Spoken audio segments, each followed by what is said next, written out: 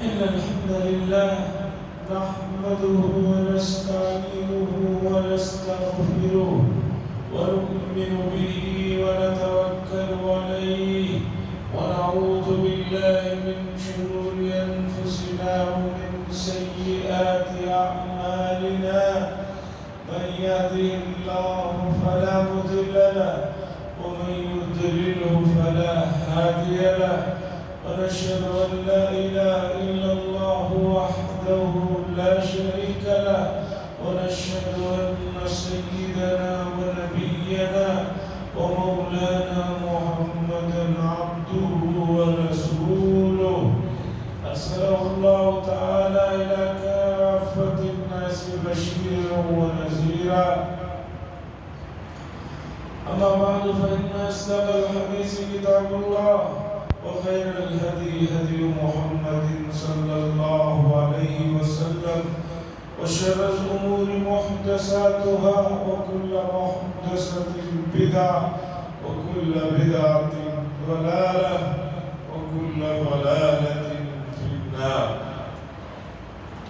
قال الله تبارك وتعالى في القرآن المجيد والفرقان الحميد وما أرسلناك إلا رحمة للعالمين. وقال تعالى لقد كان لكم في رسول الله أسوة حسنة لمن كان يرجو الله واليوم الآخر وذكر الله كثيرا. وقال تعالى وما آتاكم الرسول فخذوه وما نهاكم عنه فانتهوا واتقوا الله إن الله شديد العقاب. وقال صلى الله عليه وسلم لا يؤمن أحدكم حتى يكون هواه تبعا لما جئت به أو كما قال صلى الله عليه وسلم. عزیزان محترم، دیکھتے ہی دیکھتے ماہ سفر کا مہینہ بھی رخصت ہو رہا ہے. بہت جلد ربیع الاول کا موسم اور ربیع الاول کا مہینہ آنے جا رہا ہے. ربیع الاول کا مہینہ اس اعتبار سے بھی ہم سب لوگوں کے لیے اہمیت کا حامل ہے کہ روئے زمین کی سب سے اعلیٰ و ارفع شخصیت، دنیا کے سب سے بزرگ ترین نبی حضرت محمد رسول اللہ صلی اللہ علیہ وسلم اس دنیا میں اسی مہینے میں تشریف لائے. اور عجیب بات یہ بھی ہے کہ رسول اللہ صلی اللہ علیہ وسلم کا وصال اور آپ اس دنیا سے ملائے اعلیٰ کی طرف بھی اسی مہینے میں آپ کا وصال ہوا. عام طور پر ربیع الاول کے مہینے میں رسول اللہ صلی اللہ علیہ وسلم کے یاد اور سیرت کے جلسوں کے ذریعے سے تھوڑا تذکرہ ہوتا ہے، لیکن حقیقت یہ ہے کہ رسول اللہ صلی اللہ علیہ وسلم کی شان اقدس کسی مہینے کے ساتھ، کسی تاریخ کے ساتھ، کسی وقت کے ساتھ متعین کرنا اس سراسر رسول اللہ صلی اللہ علیہ وسلم کے مقام و مرتبے کے مناسب ہوئی.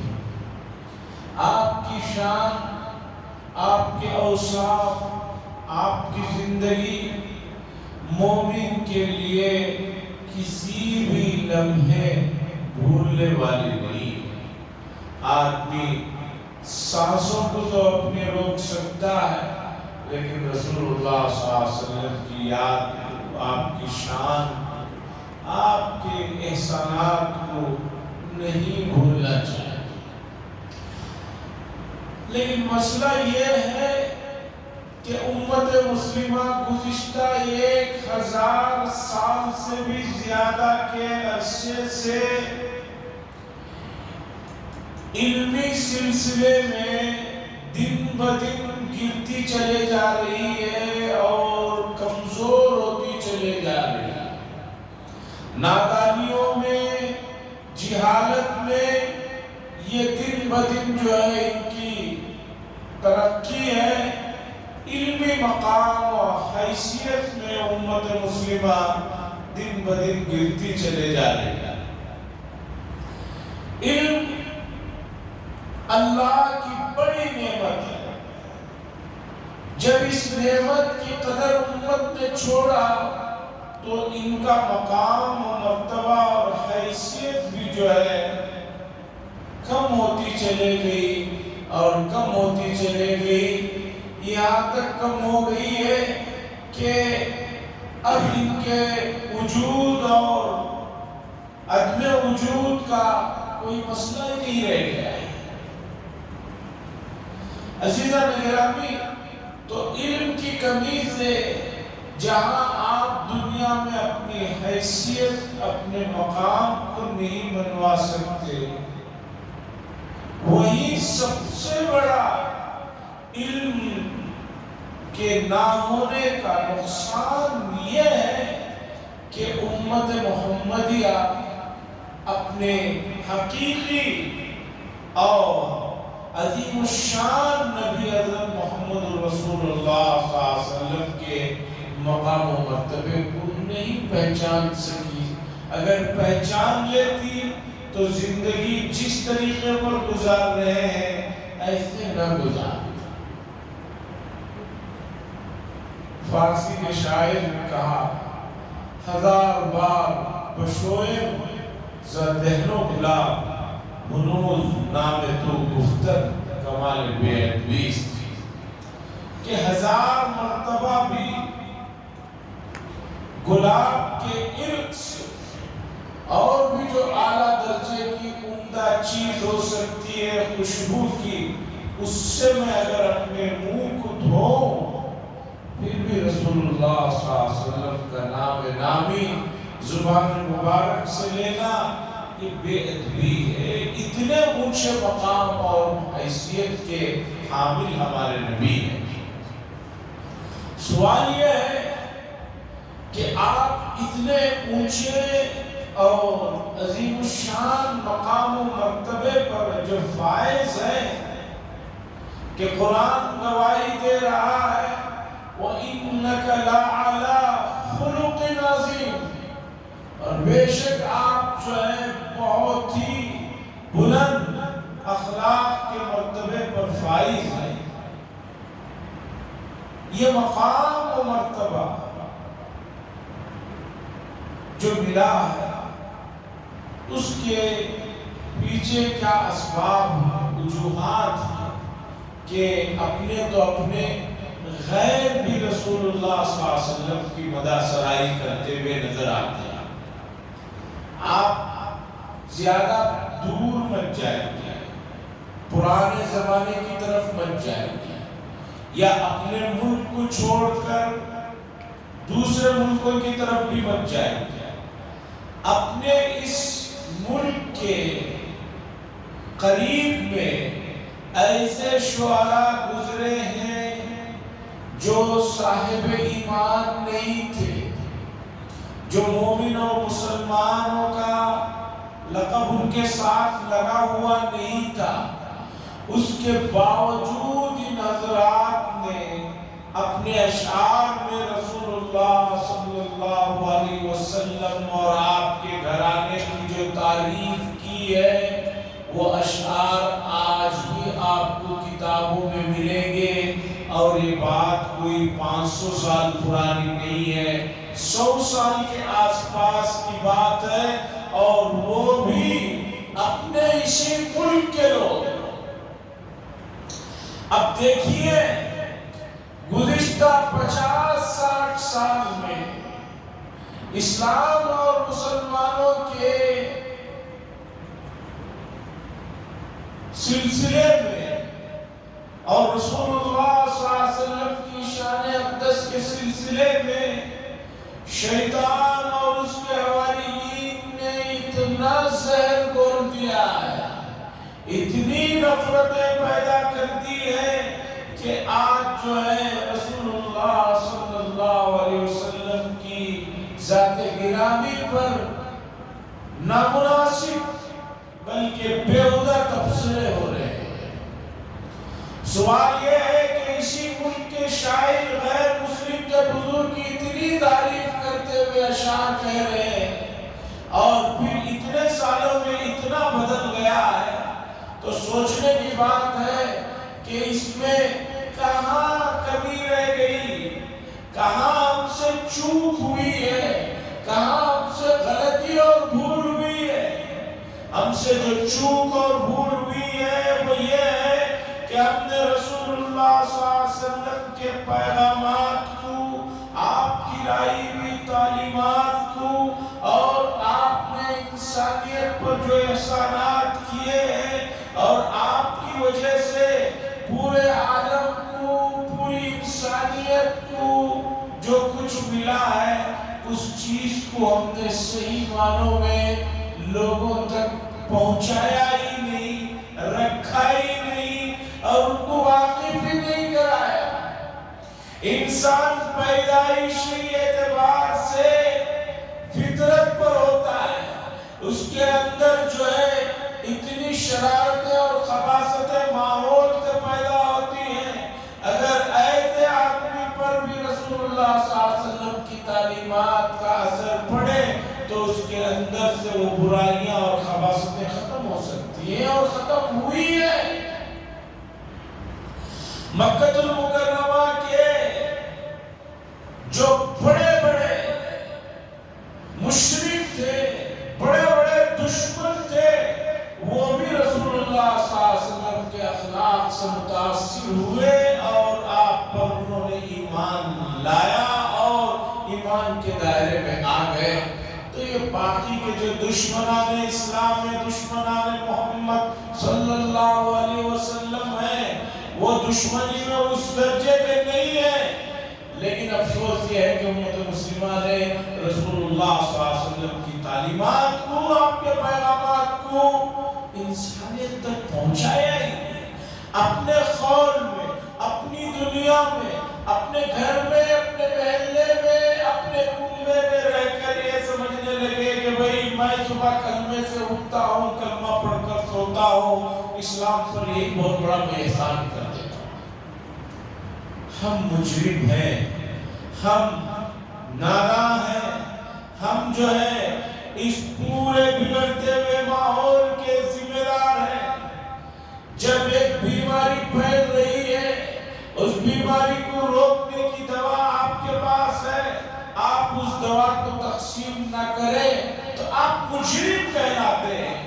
اسی طرح دنیا جب سے بنی ہے، حق و باطل کے درمیان میں کشمکش ہے اور رہے گی، اور اس کشمکش میں حق والے خاموشی سے بیٹھ جائیں، خاموشی سے جو ہے رہ جائیں تو باطل کو تو پنپنے کا موقع ملے گا۔ شیطان اور اس کی ٹیم کو جو ہے انسانوں کے درمیان نفرتیں پیدا کرنے کا موقع ملے گا۔ شیطان نے تو قسم کھایا ہے، لَأُضِلَّنَّهُمْ وَلَأُمَنِّيَنَّهُمْ وَلَآمُرَنَّهُمْ فَلَيُبَتِّكُنَّ آذَانَ الْأَنْعَامِ، کہ میں جو ہے اے اللہ انسانوں کو، آدم علیہ السلام کی اولاد کو، ان کے درمیان میں جھگڑوں کو بھڑکاؤں گا، نفرتوں کو پھیلاؤں گا، ان کو ایک دوسرے کا دشمن بناؤں گا اور روئے زمین پر خون کی ندیوں کو بہاؤں گا۔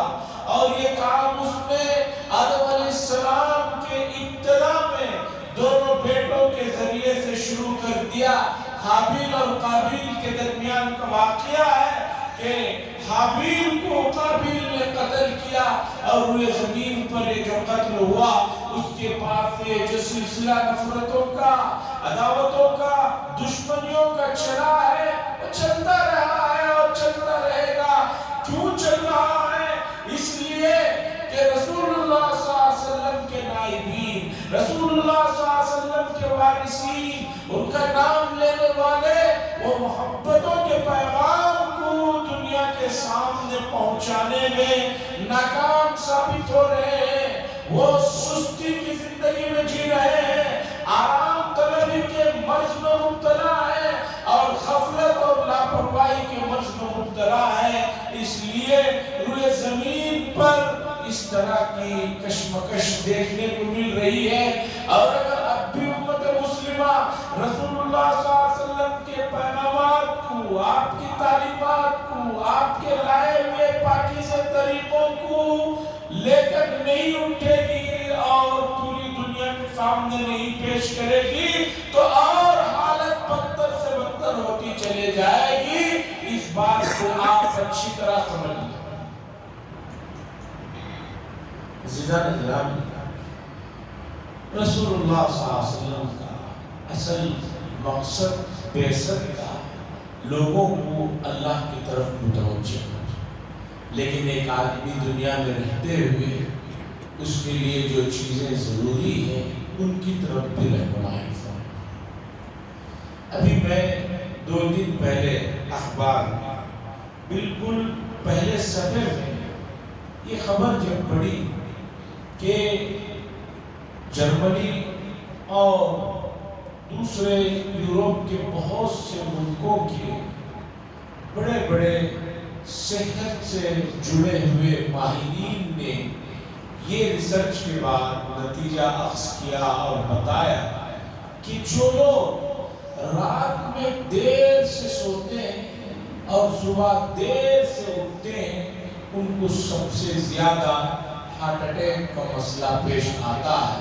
انہوں نے ایک رپورٹ پیش کی جو اخبار کے پہلے صفحے پر تھی۔ اس کے بعد میرے دل نے کہا کہ یہ بات اتنے سالوں کی تحقیق کے بعد کوئی اس نتیجے پر پہنچے ہیں، اس پر کتنے ہزار پاؤنڈ ڈالر خرچ ہوئے ہوں گے، کتنے لوگوں کی زندگیاں اس پر کھپی ہوں گی، آپ اندازہ لگائیے۔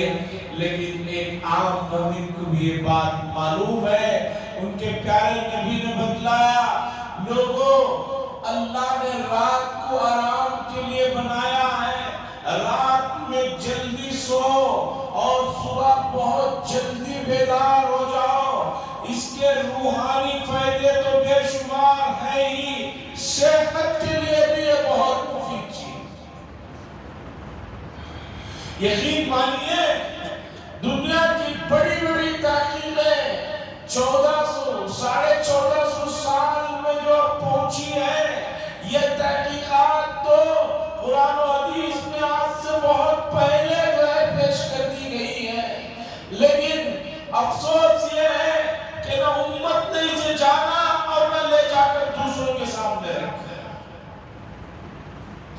پوری دنیا میں عیسائیت جس تیزی کے ساتھ اپنے پنجے جما رہی ہے، اپنے جو ہے حلقے کو بڑھا رہی ہے، باوجود اس کے کہ ان کے پاس نہ عقیدوں کے سلسلے میں کوئی ٹھوس بنیادی تعلیم ہے اور نہ کوئی اور چیز ان کے پاس ٹھوس، لیکن ان کے پاس وہ اپنی ایمانداری اس اعتبار سے کہ ایک آدمی کو موجودہ زمانے میں سب سے زیادہ جو فکر رہتی ہے اپنے بچوں کے مستقبل اور ان کی تعلیم کی فکر رہتی ہے، اور دوسری بات آئے دن نئے بیماریوں کی وجہ سے آدمی کو اپنی صحت کی بڑی فکر رہتی ہے۔ ان 2 چیزوں کو انہوں نے پکڑا اور پوری دنیا میں ان 2 چیزوں پر کام کیا، جس کے نتیجے میں عیسائیت جو ہے بڑے تیزی کے ساتھ پھیلتی چلی جا رہی ہے۔ انڈونیشیا جو دنیا کا سب سے بڑا مسلمانوں کا ملک کہلاتا تھا، وہاں پر امت مسلمہ کی غفلت، ان کی نادانی، ان کی سستی سے، تعلیم سے دور رہے، جس کی وجہ سے وہاں پر وہ تعلیم کے نام پر ایسی درسگاہوں کو کھولا کہ چند دنوں میں جو بہت بڑے جزیروں پر، چھوٹے چھوٹے جزیرے جو بہت بڑی تعداد میں ہیں، بڑی تعداد میں جو جزیرے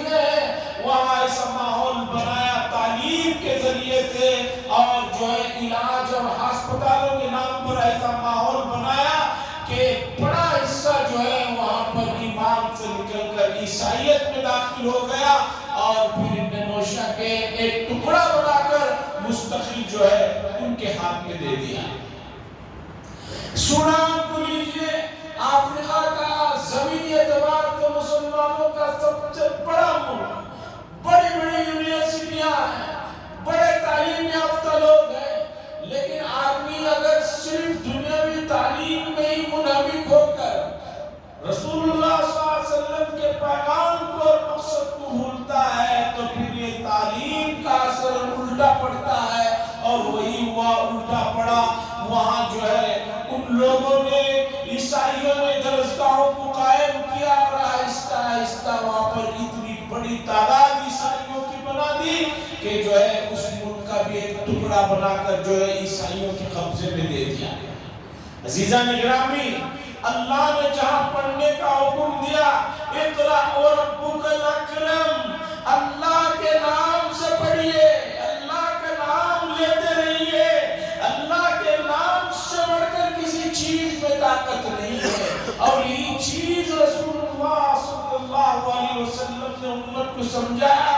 لوگوں، اس دنیا میں آنے کے مقصد کو سمجھو، اور آج مقصد اور ضرورت میں فرق نہ ہونے کی وجہ سے لوگ بڑا دھوکہ کھا رہے ہیں۔ دیکھیے عزیزان گرامی، شریعت نے کہیں آپ کو یہ نہیں کہا کہ آپ دنیا نہ کماؤ، گھر نہ بناؤ، یا اسی طرح اچھی چیزیں نہ کھاؤ، یہ کہیں شریعت نے نہیں کہا۔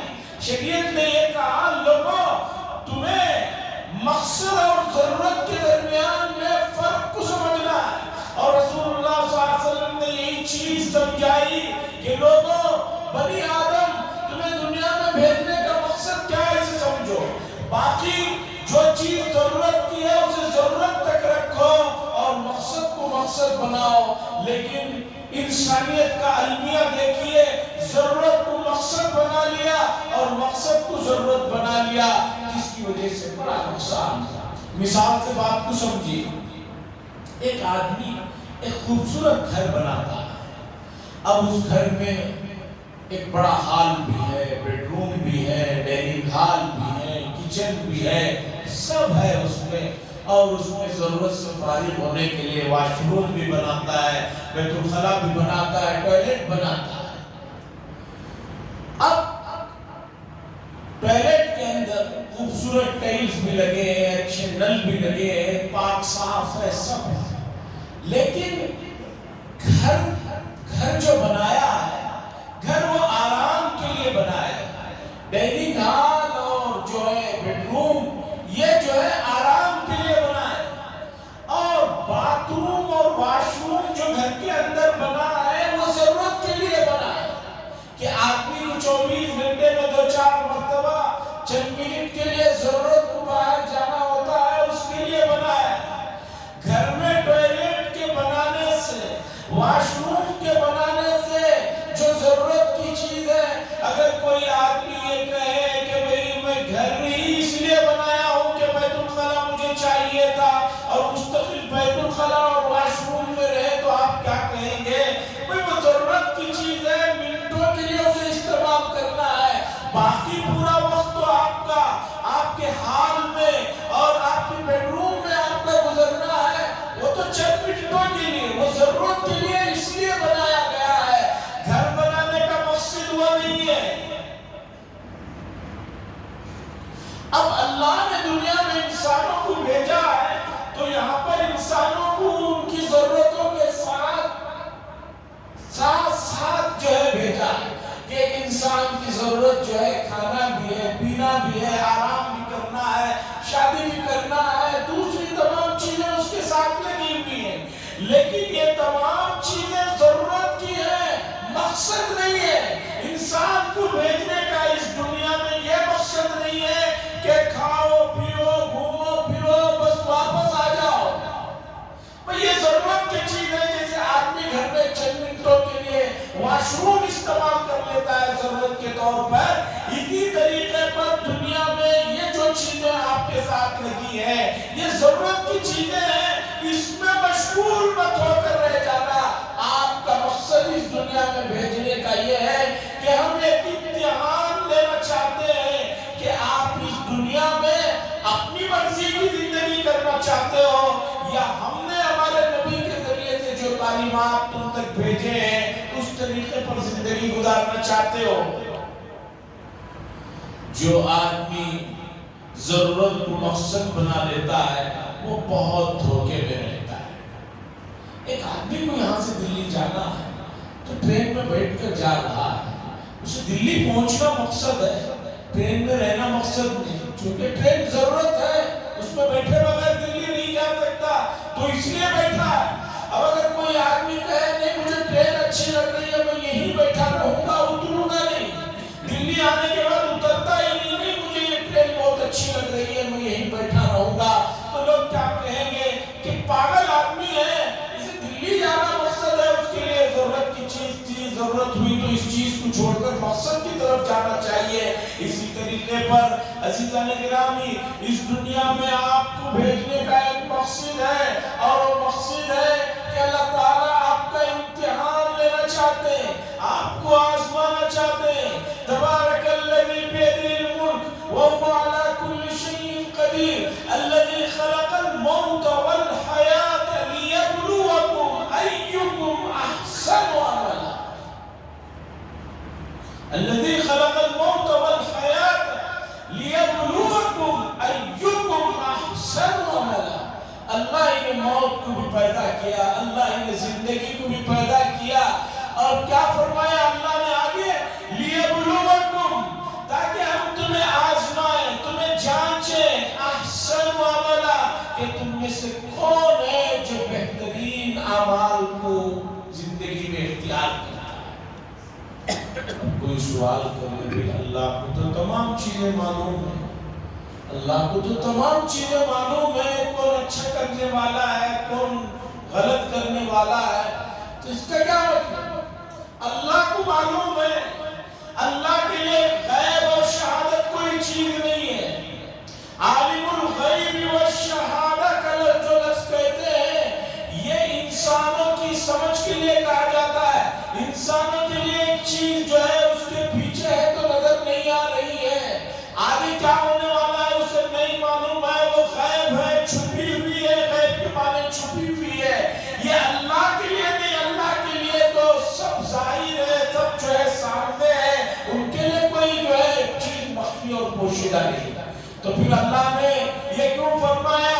اس کا جواب قرآن و حدیث نے ہمیں دیا کہ اللہ کو تو معلوم ہے، لوگوں کو پتہ چلے، لوگوں کو معلوم ہو کہ ان میں ایک دوسرے میں اعمال میں آگے بڑھنے کی کتنی قابلیت ہے، ان کو جو ہے ایک دوسرے کو جب حساب لیا جائے گا تب جو ہے ان کو پتہ چلے گا۔ آدمی تو یہاں کہہ رہا ہے میں بالکل جو ہے ٹھیک ٹھاک آدمی ہوں، میں سب سے پرفیکٹ آدمی ہوں، میں سب سے مخلص آدمی ہوں، لیکن کون کتنا مخلص ہے، کون کتنا صحیح ہے، پرفیکٹ ہے، یہ میدان محشر میں جب اعمال کھلیں گے تب پتہ چلے گا۔ جیسے امتحان کے بعد سب بچے آ کر کرتے بہت اچھا گزرا امتحان، پورے کا پورا میں نے لکھا ہے، 100 کی جگہ 105 کا ہی میں نے لکھ دیا ہے، اس طرح کہتا ہے، لیکن جب رزلٹ آتا ہے تب پتہ چلتا ہے کہ کس نے کتنا لکھا اور کیا نظر آیا۔ عزیزان گرامی رسول اللہ صلی اللہ علیہ وسلم کے تعلیمات میں جو چیز سب سے نمایاں طور پر سب سے بڑی ہوئی نظر آتی ہے، آپ نے ہر جگہ اس بات کا اہتمام فرمایا کہ امت جو ہے مقصد اور ضرورت میں جو ہے کھو کر نہ رہ جائے۔ یہ ضرورت کی چیز ہے، اسے ضرورت تک رکھو، یہ مقصد ہے اس کی طرف توجہ دو۔ آپ کوئی سی بھی دعا اٹھا کر دیکھیں رسول اللہ صلی اللہ علیہ وسلم کی، آپ نے اس دعا میں سب سے پہلے اللہ کی حمد و ثنا بیان کی۔ مثال کے طور پر صبح اٹھنے کی دعا لے لیجیے، الحمدللہ الذی احیانا، تمام تعریفیں اس ذات کی ہیں جس نے ہمیں زندگی بخشا۔ آدمی بیت الخلا سے نکلتا ہے کیا دعا پڑھتا ہے؟ الحمدللہ الذی اذھب عنی الاذی وعافانی، وہاں بھی اللہ کی تعریف کرتا ہے۔ اللہ کے نبی نے بتایا لوگوں تمہارے دل و دماغ میں ہر وقت اللہ اور اللہ کی یاد اور اللہ کی نعمتیں وابستہ رہنا چاہیے۔